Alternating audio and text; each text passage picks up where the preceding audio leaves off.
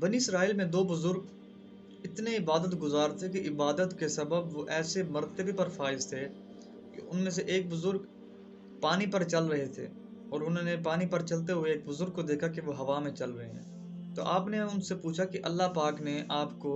اس مرتبے پر فائز کیسے کیا، آپ نے ایسا کون سا عمل کیا؟ تو ان بزرگ نے فرمایا